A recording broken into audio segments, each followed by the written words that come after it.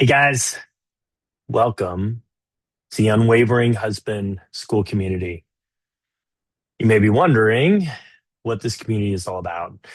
So start off, the main purpose of this community is to support you on the journey to become a better man so you can show up in better ways as a husband and a father. 1 Corinthians 7:28 says, "Yet those who marry will have worldly troubles." Right? So God created marriage, and marriage is a beautiful thing.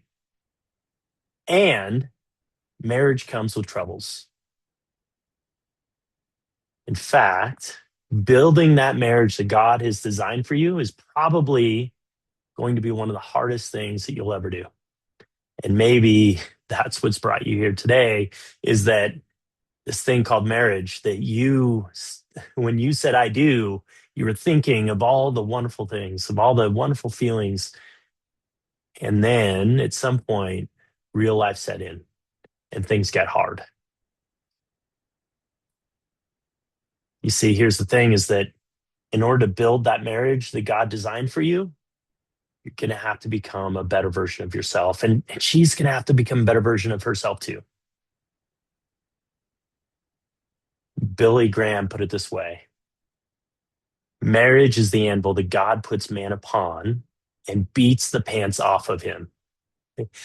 Sometimes you feel like you're getting the pants beat off of you. God uses marriage as part of the refining process.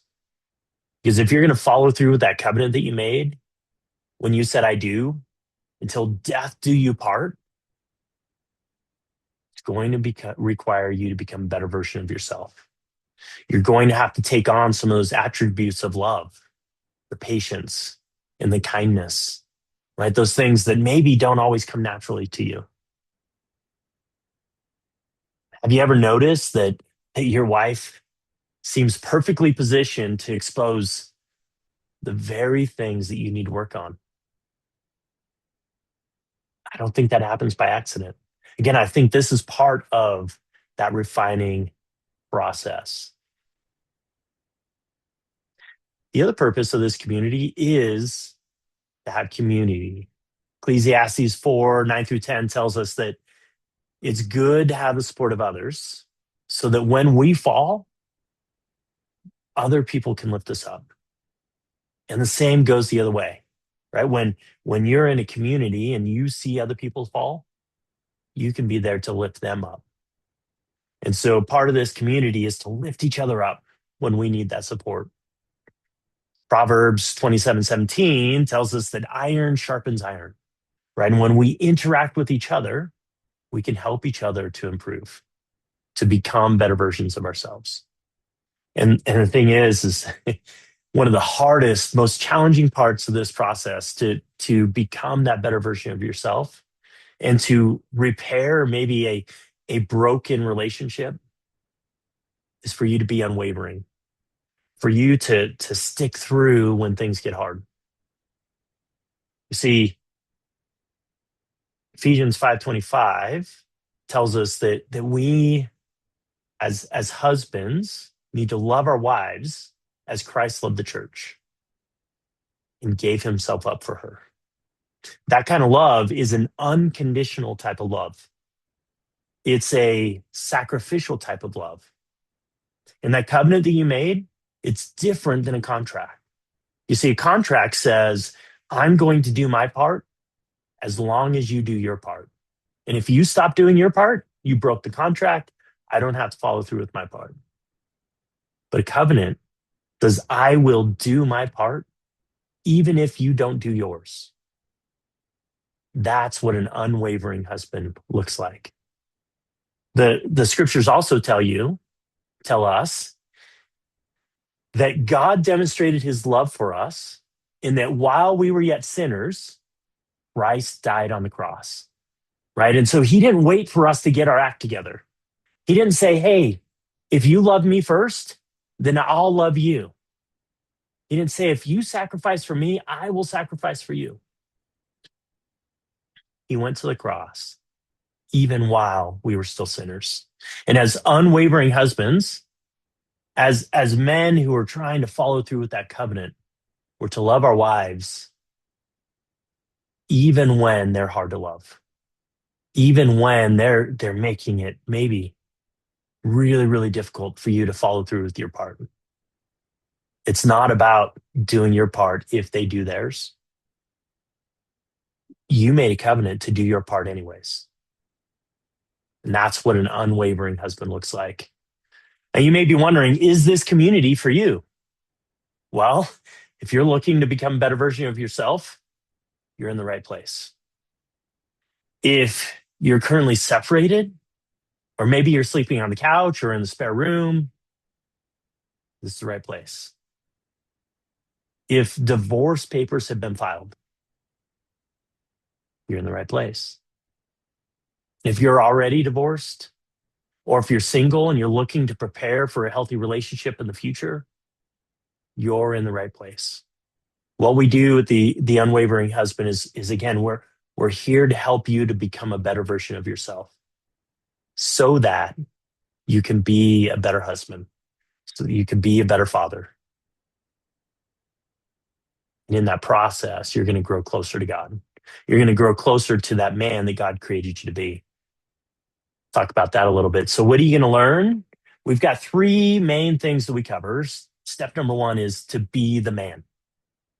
Okay, and what I mean by that is to be the man that God created you to be the man that your wife needs you to be.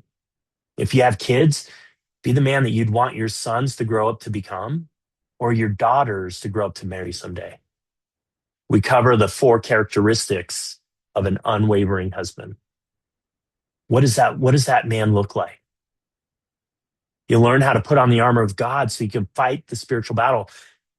This battle, as Ephesians 6 tells us, is not just flesh and blood. There's a spiritual battle going on.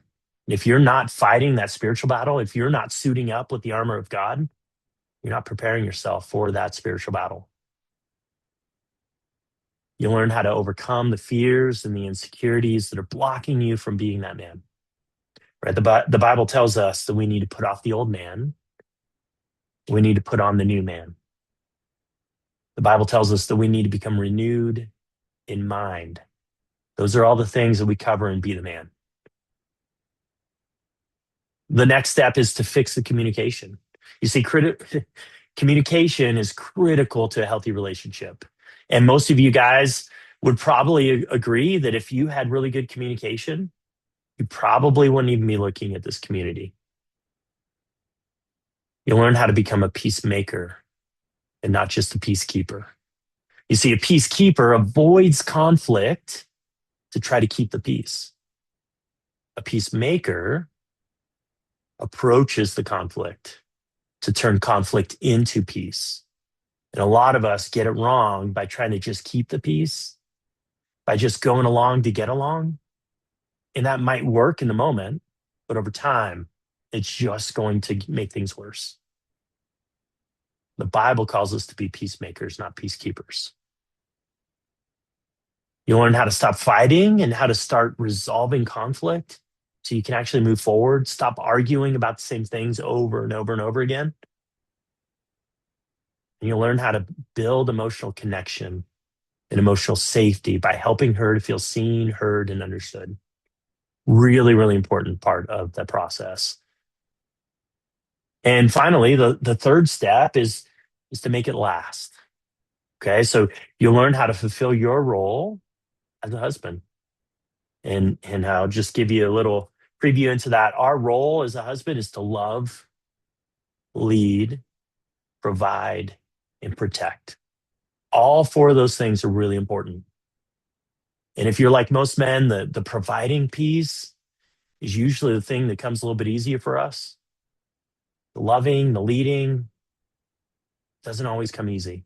The protecting doesn't always come easy. You've got to be able to do all of those things to be that man that God created you to be that husband that your wife needs you to be.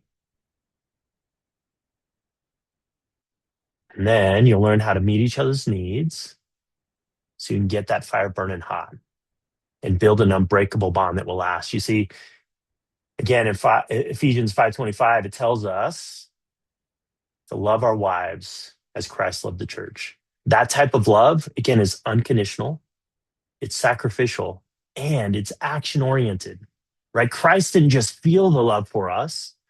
Christ didn't just say, I love you. It's really important to feel it. It's really important to say it from time to time, but it's also really important to take action, right? Christ actually went to the cross for us. And so, as husbands, we need to take the action of love.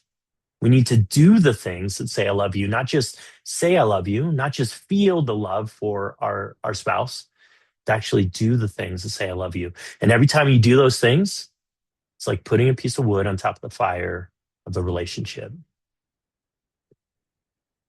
This is how we get that fire burning hot. This is how we keep that fire burning, is we've got to keep doing the things that say, I love you. So what are some of the frequently asked questions? The biggest one that I get is, are you saying it's all my fault? What about her? Right? And I get that. We live in a society where there's a lot of voices saying that men are the problem. There's a lot of voices that are saying women don't need men. They can do it all on their own. Here's the thing is, it's not all your fault. In fact, relationships are co-created. Where you're at in your relationship right now is a combination of things that both of you have done or not done. But while it's not all your fault, it is your responsibility. As the man, you're the head. You're the leader. And so you need to lead your family forward to a better place. What if she doesn't do her part? Right? What if I put in all this time, all this energy, all this effort, but she doesn't do her part? Right? Again, it's not all your fault. There's some things that she's going to have to work on too. Matthew 7 tells us that we need to remove the log from our eye first. Now, the interesting thing about that passage that a lot of people miss is towards the end, it says to remove that log so you can see clearly to help the other person remove the speck from their eye. And so the process is you work on you first. You start to become that man that God created you to be.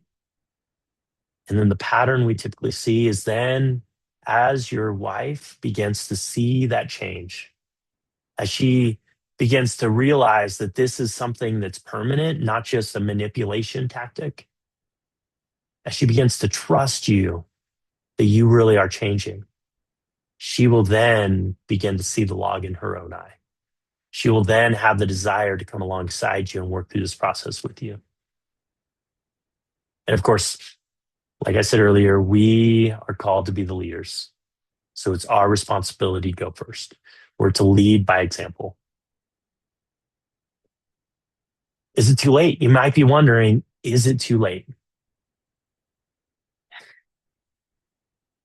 The marriage covenant says, till death do you part. And so if you're still alive, it's not too late. And I don't mean that jokingly, because there are some guys that have gotten to the point where death seems like maybe the only option. And I'm going to tell you that that is not the only option. And no, it's not too late. If the tomb is empty, anything is possible. We can do all things through Christ who strengthens us. God is amazing. I've seen some amazing things. I'm telling you guys, divorce papers filed, wife saying divorce is the only option. And for weeks, the wife keeps saying, nope, divorce only. You're wasting your time. Why are you doing this? It's too late. The fire has burned out. The spark is gone. Galatians 6:9 tells us, and let us not grow weary of doing good, for in due season we will reap if we do not give up. I can't promise that your marriage will be restored, but here's what I can promise. If you focus on this process, if you focus on becoming the man that God created you to be, you will grow closer to God. And That's the best chance that you have of turning your relationship around. You leading by example, you going first, you becoming that man, and you praying that God will soften her heart and give her the desire to do the same. Now, if you're one of the lucky few who has a wife who's by your side who says, I want to do this with you, I will tell you, you're in the minority. Most guys wait until it's too late, until the resentment has built up, that the wives are saying, look, it's over. I'm done. I want a divorce. I want a separation. I can't go on like this anymore. That's usually what it takes before a guy begins to reach out. Again, I've seen that turn around plenty of times. But if you're one of those guys who happens to have caught it earlier in the process, where the resentment hasn't built up so high, where your wife is encouraging you, count your blessings, because again, most of the men that we work with are not in that position. All right, guys, that's the community. Okay, so we're going to be releasing free things uh, that will follow those 3 steps. We're going to have webinars coming out from time to time. The goal is to do at least one of those a month. We're also going to have a paid course. We have a weekly men's group that's part of the paid package as well. We also provide one-on-one coaching. So if any of those things sound like they could be helpful for you, let's have a conversation. Go ahead and reach out to me in the community and say, hey, Nick, I'd like to talk about maybe doing something a little bit more. But otherwise, enjoy the free content. Be a part of the community and contribute. Don't just be a consumer, but contribute. Right? Earlier, I was talking about Ecclesiastes, where it says that 2 are better than 1, because when one stumbles, the other can help them up. Be the guy who helps other people up from time to time, too. That's an important part of your healing process. All right, guys, I look forward to seeing you in the community.